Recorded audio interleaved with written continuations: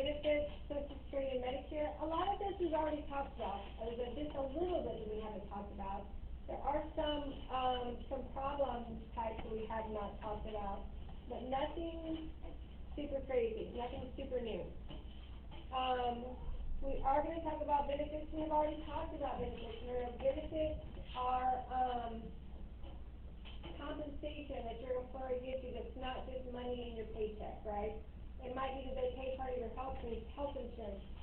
You can consider the number of days of vacation. Some companies will pay you for 5 days of vacation for the year. Some will pay you for 2 weeks, you know. That is another form of, that is another benefit that you might have, and that you can shop around when you're looking for a job. These are some of the things that you want to look at. If you make the same salary at 2 different jobs, but one job gives you 5 days of paid vacation, and one job gives you 10 days of paid vacation, which one are you going to take, right? You want 10 days that you get paid and you can go travel or take time off, whatever, right? So that is a benefit. You can shop around for those benefits. A benefit that we have not talked about is called an unemployment benefit. An unemployment benefit is if you lose your job by no fault of your own. For example, let's say the company you're working for, they go out of business, right? They will call what they call lay you off, that you don't have a job. Fire, lay you off, things like the same thing, except if they're not firing you for cause, then you can claim unemployment insurance. So unemployment insurance means you get a percentage of your salary for a certain period of time while you look for another job. And that is a requirement of that. You're going to get not as much money as you normally make, but you're going to get a portion, a percentage of the money you normally make, with the understanding that you have to be actively looking for another job. If you're just sitting home not looking for another job, the mail will stop paying you. You have to send them where you've applied, what kind of things you're doing to look for a job. I don't know exactly what those things are. I've not filed for unemployment insurance before. And even if I had, that could change over time. It just depends on the rules, the laws in your state and things. And another one that we have not talked about is workers' compensation. So, workers' compensation, does anybody know what that is? We refer to it as workers' comp a lot, not so? So you can't work if you're in the job site, that's what they do. So if you're injured on the job site, right, they might still pay you if you can't work. They will also pay for your medical bill, right? Even if you don't have health insurance, if you get hurt on the job, then your employer will pay your medical bill. If you haven't taken your AirPods, earbuds, and headphones and put those away, let's go ahead and do that now because we won't have time for music today. We're working right up to the bell, all right? So go ahead and let's put those away. So those are two things that we haven't talked a lot, we haven't talked really about, unemployment benefits and workers' compensation. And we're going to do some examples where we find using a given rate what the benefit might be in certain situations. So I wanted you guys to do your vocabulary while I was taking roll and getting class started. So I'm just going to let you check them out. You should have tried them all. And those would be, these are the answers. 2, 4, 1, 3. Insurance is a broad term, basically for all of these, right? Insurance just means that an individual pays, or it could be a company helps you pay, but we pay an insurance company to provide medical care under whatever the contract is we make with them. Family health care is just family policy, family health insurance policy. That means it covers your entire family. So if you're married and have 3 kids, a family health care policy typically would cover all 5 of you. As compared to individual health care, it clearly says individual there, that just means it's for one person. When my kids were small, Consumer and I had a family health care plan, and it's the 2 of us and our 3 kids. But now all our kids are grown. They're all over 26, so I don't know if you guys know, but you can send your parents' health care insurance until you're 26. So once they all pass that age, now it puts them in our back down to individual health care plans. We don't get a break, because, they don't consider that a family health care plan for whatever reason. So it's less expensive for us to do individual health care plans. Make sense? And then the unemployment insurance that we talked about, number 3, a government program that offers benefits to eligible employees who through no fault of their own have become unemployed. So if you steal from a company and they fire you, you are not eligible for unemployment benefits. If you come late 3 days in a row and they fire you, you are not eligible for unemployment benefits. If they have told you repeatedly that you are not allowed to be on your phone while you're working, and they fire you, you are not eligible for unemployment insurance. Does that make sense to everyone? But if they have to cut back because of the economy or COVID, a lot of people go, then you're eligible for unemployment insurance for a certain period of time, as long as you're actively looking for a job. Okay. Oh, oops. Didn't mean to say that out loud.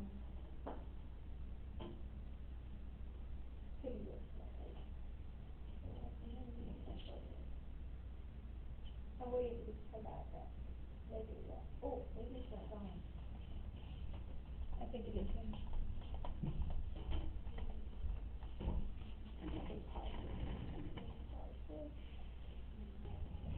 Alright guys, I'm back, so y'all gonna be done. Alright, we talked about workers' compensation.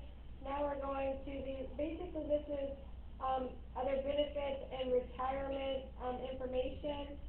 So the answer key is 1, 4, 2, 3.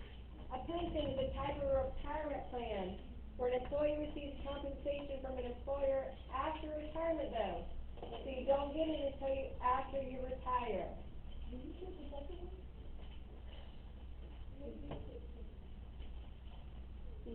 Oh, we did. We'll come back. I'm already here. We'll come back. Okay. A base period is a fixed period of time that most states use in unemployment insurance. Retirement plans, a pension is a retirement plan, so pensions, retirement plans, they're kind of interchangeable. A 401k might be a retirement plan that you've heard of. It's not technically a pension, but it's something that helps you save for your retirement to pay your bills once you stop working. And stock ownership plans, those are benefits. It's not a monetary benefit, but it has indirectly, it could become a monetary benefit because you can sell the stocks later and make money off them typically. So stock ownership plan, the plan allows employees to buy or receive company stock. Sometimes you don't have to, Brianna, you're sitting in seat 6 from now on for the rest of time. Don't put your hands on anybody, even if you're playing. Even if you're playing. Alright. And they offer that as a benefit. So I'm going to go backwards because I skipped this one, so we're checking this one, 4, 2, 1, 3. Paid vacation time and paid time off are basically the same thing. I cannot distinguish from this definition, and in my real life experience, I don't know them to be different, really. This is a benefit, like we were saying before, you want to shop around when you're looking for a job. Definitely don't just look for the highest salary, you want to look for all the benefits, and one of the benefits would be how much time do you get paid, how much vacation time do they pay you if you want to take it. And sometimes if you don't take the vacation pay, or the vacation, sometimes they'll just pay you that amount in addition, so you can work all year, and at the end of the year, they'll pay you for whatever vacation days you have that you didn't use. Now, not all companies will do that, that's another thing you shop around for. Child care leave, so if your children are sick, or if you just had a baby, you can get time off that is paid for that. Also, if you adopt a baby, usually these days the father of a child can also get child care leave, and they call it if the woman's having a baby, it's maternity leave, if the father's taking off to, take care of and be with the new baby or a new adopted child, they call that paternity leave. So maternity leave for moms, paternity leave for fathers. And we talked about workers' compensation. If you lose your job through no fault of your own, you can get paid a portion of your salary depending on the state laws. That's if you get hurt. Workers' compensation is if you get hurt. Unemployment insurance is if you lose your job. So if you get hurt, they might pay you. If you can't work, they also should pay your medical bill, okay? Especially if you don't have health insurance, that could be super important, and by law, they have to do that. They have to contribute to a workers' compensation fund for all of their employees, and it's in their best interest to make their workplace safe so you do not get hurt there, and this is one of the reasons why that is in their best interest. Even though it might cost them more, they don't have as much liability or the potential for a lot more money if they are negligible and you get hurt on the job. All right, so now we're getting ready to start our 8 examples where we're using some of this terminology. The first one we're talking about is in regards to Alan. He works for a printing company, and he's been there a little more than 4 years. He makes $54,080 per year. When he was first hired, he was told that he had 5 days of paid vacation time.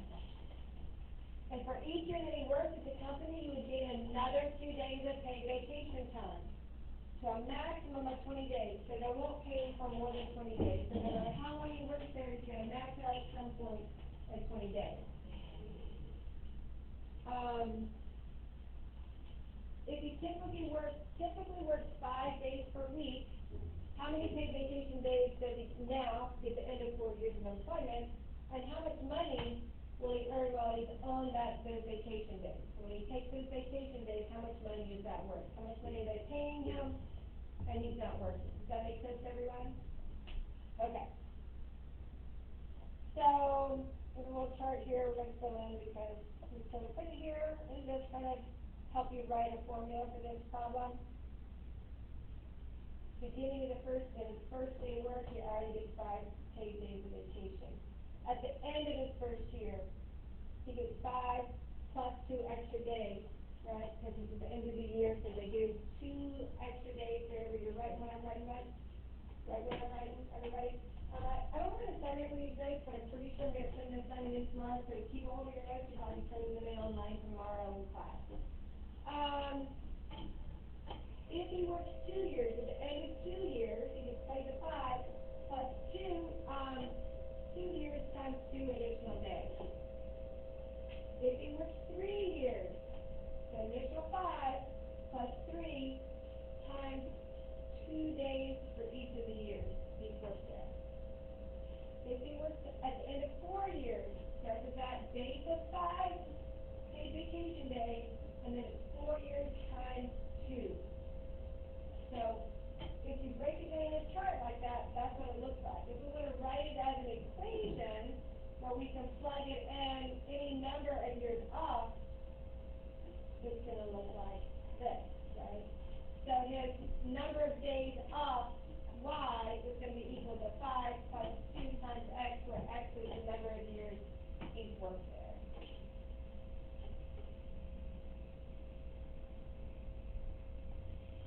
And that's the number of days, number of vacation days.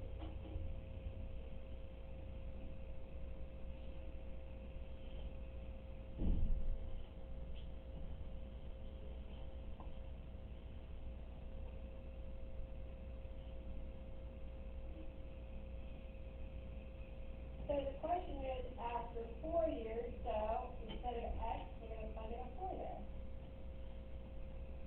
And we're going to do the math, 5 times 8. That means that Alan, at the end of 4 years, has earned 13 paid vacation days. Can you stand up? Put your head up, put your head back on your knee, you're going to fall asleep again. All right, so we know he gets 13 paid days. Now the next question is, how much money are they paying him to not work for those 13 days, right? So multiply it by 13. Does that make sense, babe? All right. We know how much she makes per year, but we don't know how much she makes per day.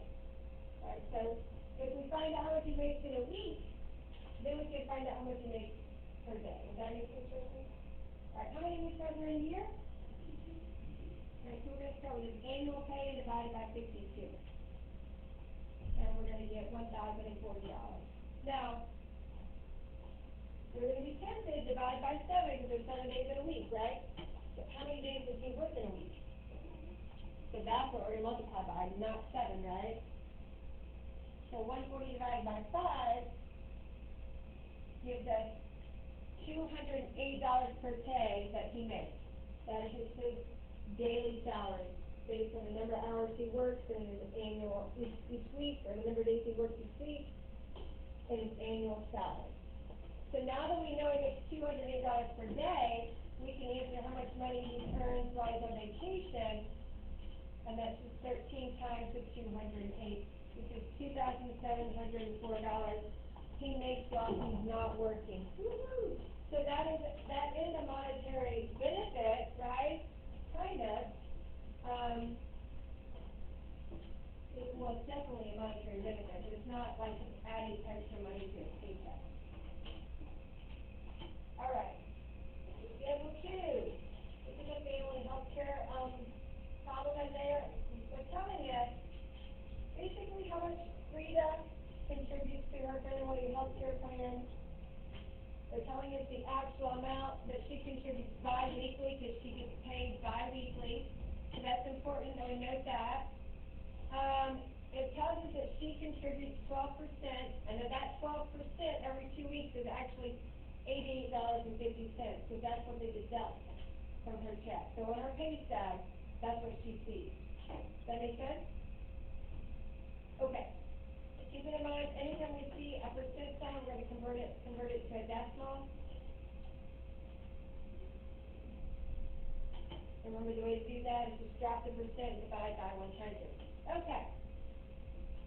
How much does Frida's employer contribute for her coverage? So we can't go straight to that question. First, we're going to figure out how much does Frida pay per year.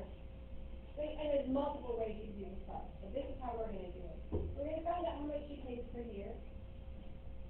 And then we're going to use that to figure, because we know that what she pays is 12% of the total. We can write an equation, then will help us solve for the entire healthcare plan. Right? Once we know how much Frida pays per year, once we know how much the plan costs for the whole year in total, then we can subtract those two and find out how much your employer pays. Does that make sense? Yes? I like it. Okay. So, $88.50. How many times a year would they she pay? Do they take that out of her check? If she has is paying the 526, very good. So if we take 88, cost of healthcare is X, by the way. If we take 88.5 and multiply it by 26, now we know how much Frida pays for her health insurance per year. So that's her yearly, and I really like the word contribution first, better. If she contributes 12%, her employer is going to contribute the other 88%. Remember, it's always out of 100 if you have that percent. Contribution. All right. Now, if we can figure out the total cost for the whole year, we subtract Frida's $2,301 contribution, then we know what your employer pays. Does that make sense, Deanna? Okay. So if we know she pays $2,301, and we know that is 12%, right?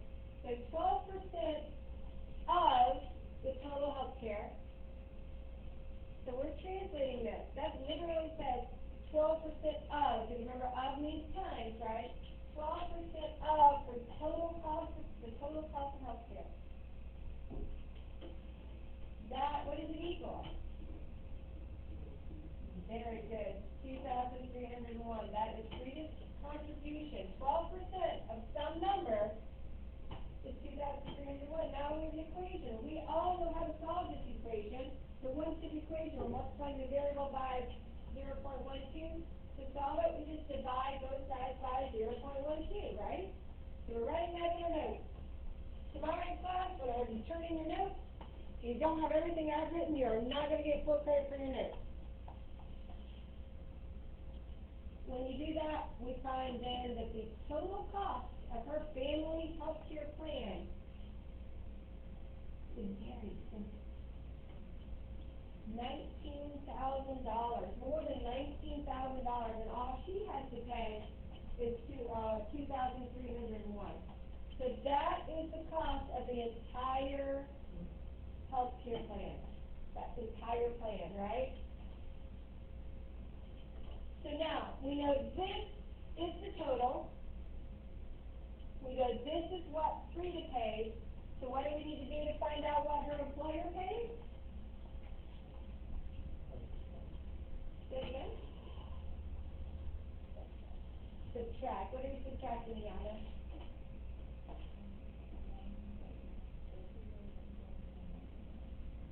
Perfect. So the total cost minus the cost that Frida pays gives us the cost, her contribution that her employer pays. So we're just going to write amount Frida's employer contributes.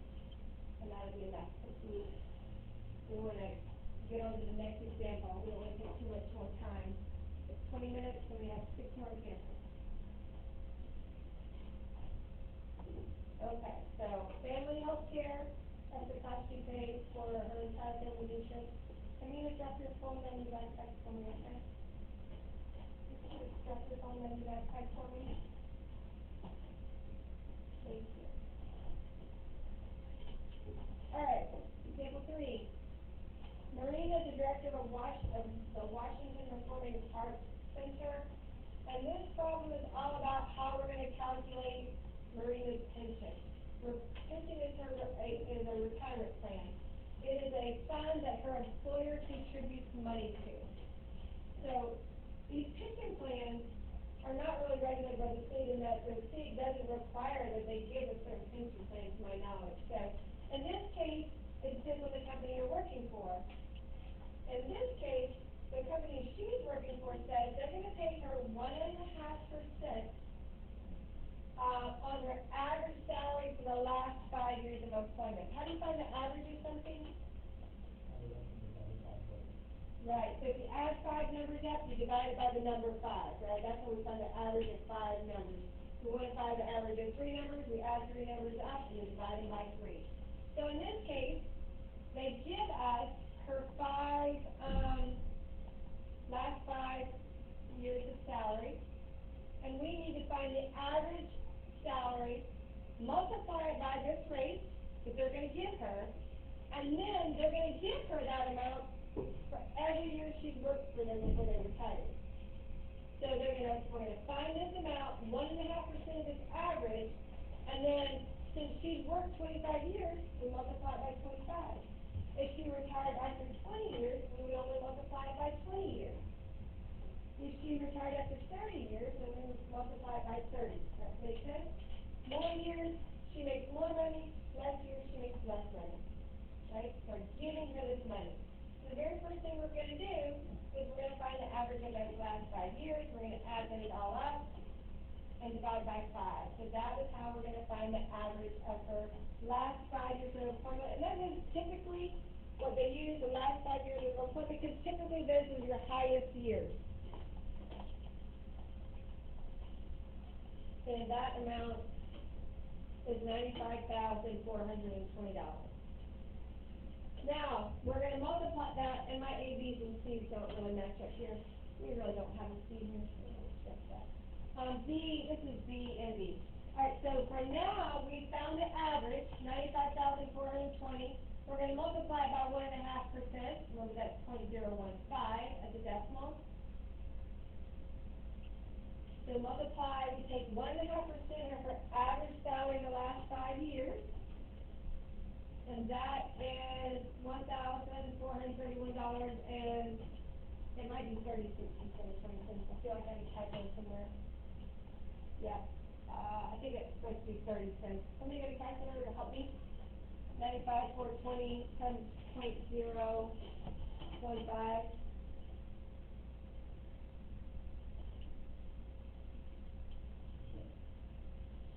Times 9,541.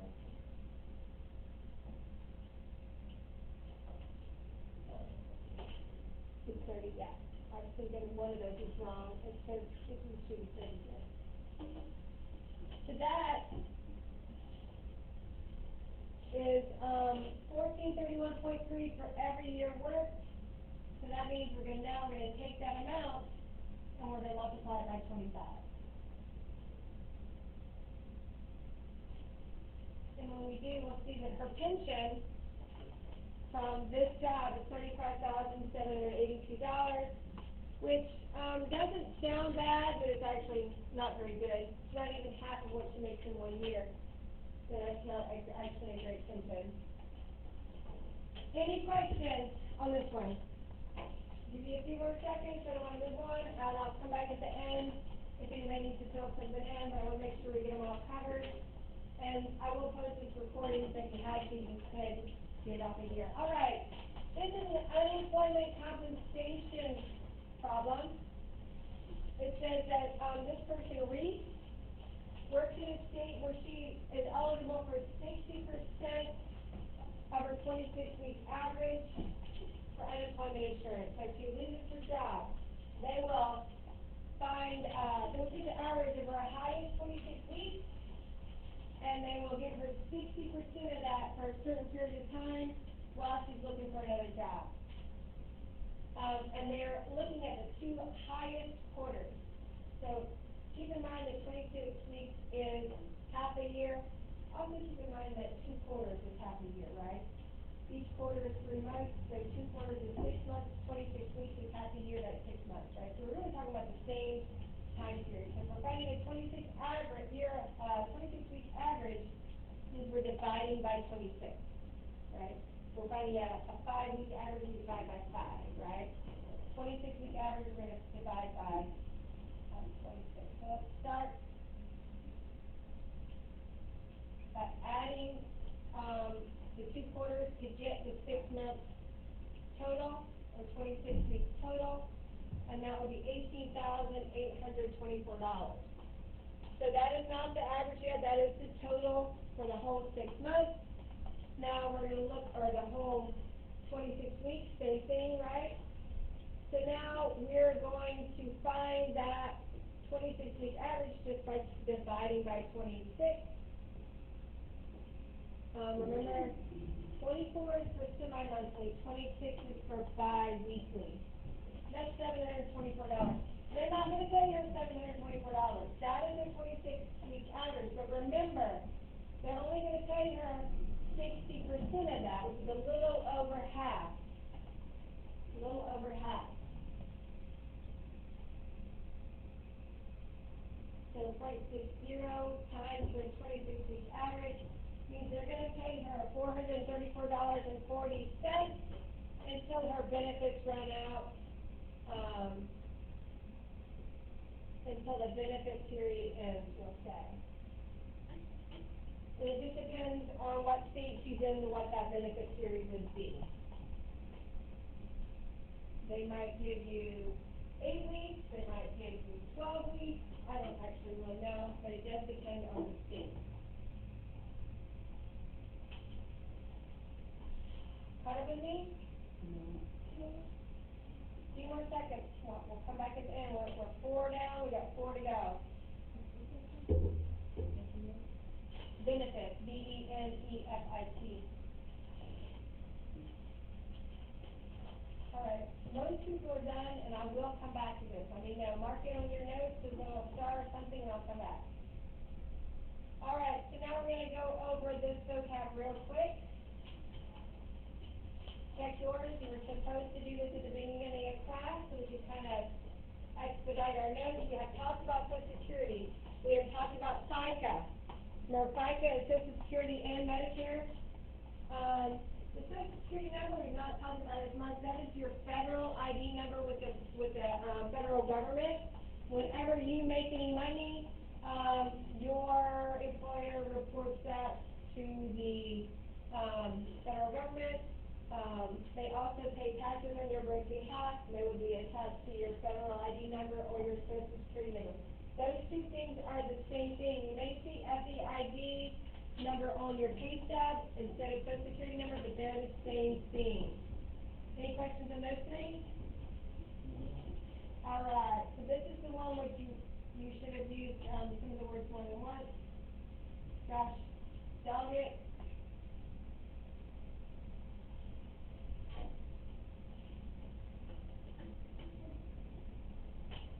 All right, so social security tax and Medi tax are paid for by the FICA tax. That is not new. We've talked about that already, especially when we're talking about, again, our paycheck story, last week.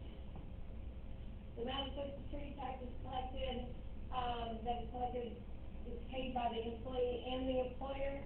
Remember, you pay half, your employer pays half, but if you're self-employed, remember, you have to pay all of it yourself, right? Maximum taxable income refers to, a cap on how much tax you have to pay for social security. So, if there's a maximum taxable income of $100,000 and you make $110,000, you don't have to pay tax on that last $10,000. But if you make less than the cap, you pay taxes on all the money you make. We're going to have an example, a couple examples that use that. And then Medicare tax, the amount of Medicare tax that employee pays is a set percentage, and there are no maximum amounts of money. You're just paying Medicare tax on all the money you make. Okay?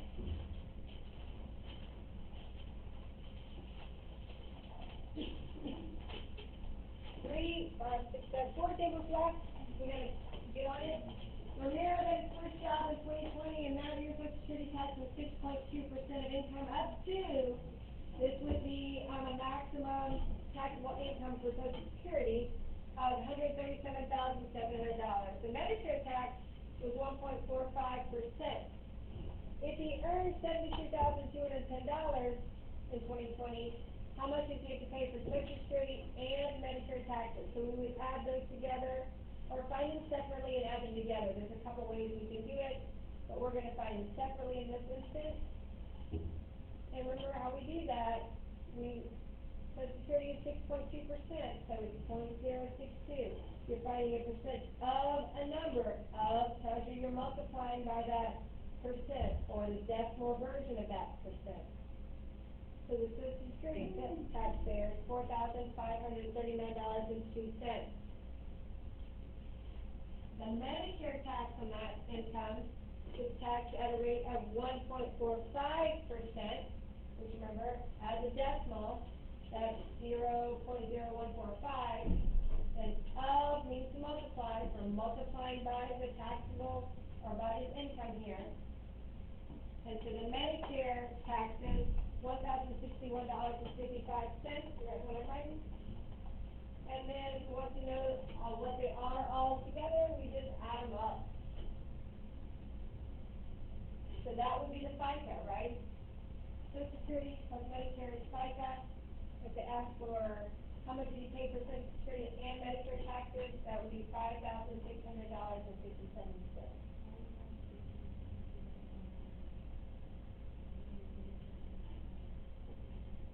Because he didn't make $137,700, he made less than that. That was just telling you that's the maximum taxable income. So that was the maximum taxable income, and because he made less than that, it did not affect him at all. Okay?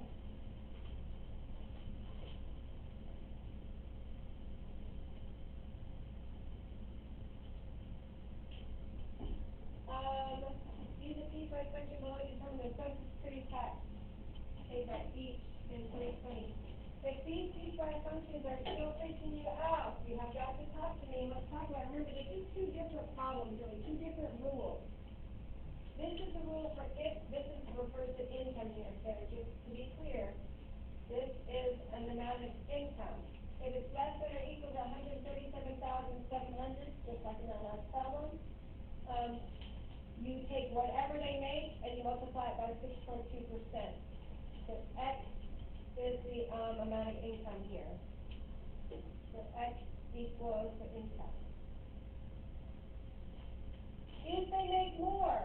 than $137,700, then they only have to pay this.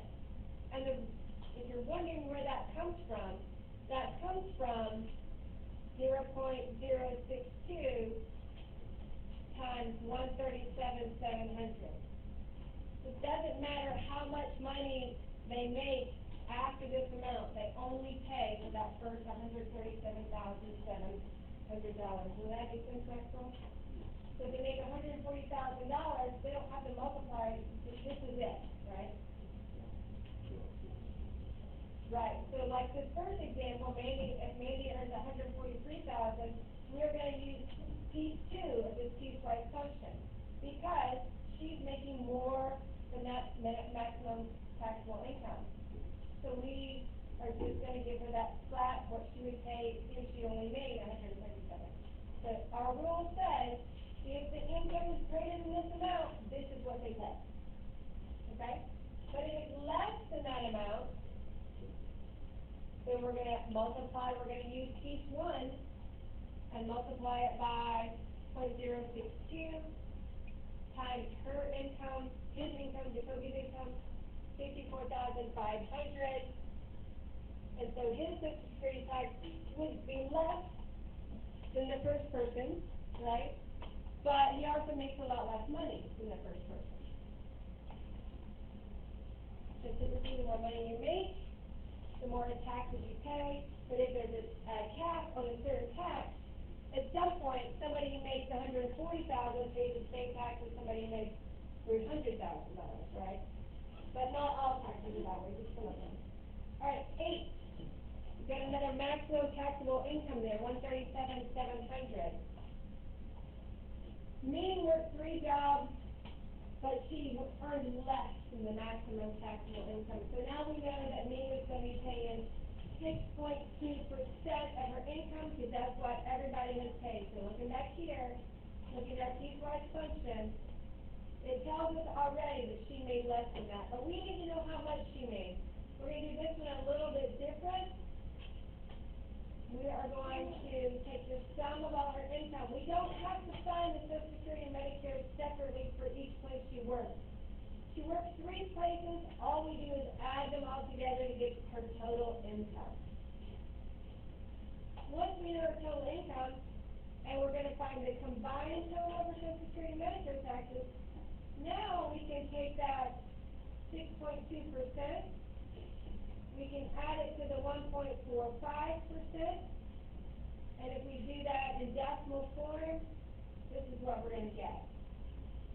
This is the FICA tax rate that Ming is going to pay because Ming makes less than the maximum taxable income.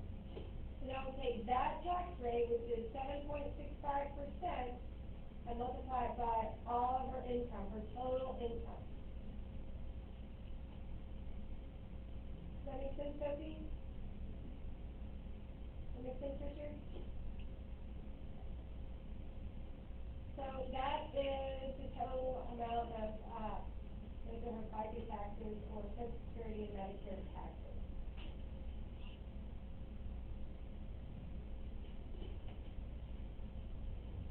This last example is pretty short. I want to remind you guys that we don't pack up. I will let you pack up a little earlier than the other periods. That's at 48. But don't pack up before 48. You have a whole worksheet to do. So even if you only do 1 problem or 1.5 problems, it's better than having all of them to do at home tonight. Yes. They told us Medicare taxes got here. So that's one of our other examples they told us. That's the Medicare tax rate there. Well, they're all related. They're all related. They don't add up together. They are all related. Okay, and then last but not least, the Social Security tax rate was 7.51% in 1988, and there was a maximum income for Social Security of only $45,000.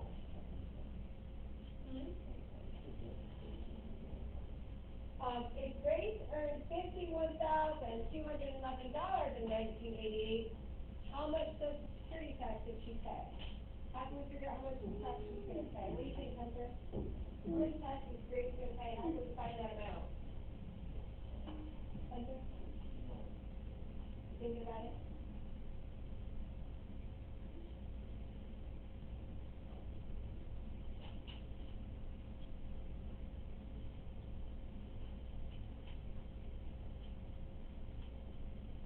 You don't have to tell me where it's coming out of find it.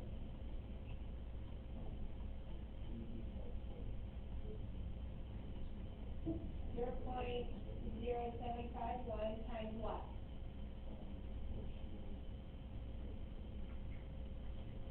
Would you have what she made, Jonathan? What do you think? This? Didn't we say there was a maximum taxable income of $45,000? So is she gonna pay more than that? She's only gonna be taxed on that $45,000, guys.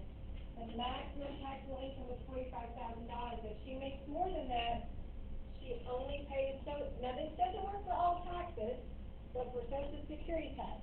So where they said, Medicare does not have a maximum taxable income, all examples did not have a mix and match benefit. So, but we should understand that they, one has a maximum taxable income, that's for Social Security, Medicare does not. All right, any questions? Anybody need to go back to one of the slides? Do I need to go back to slide 4? I feel like that's where some people were, had slowed down a little bit. Anybody? You need to go back to any slides? Remember, I'm probably going to put a new one when we turn these in. Slide 5. Slide 13. Oh, example 5, thank you. Example 5, right here.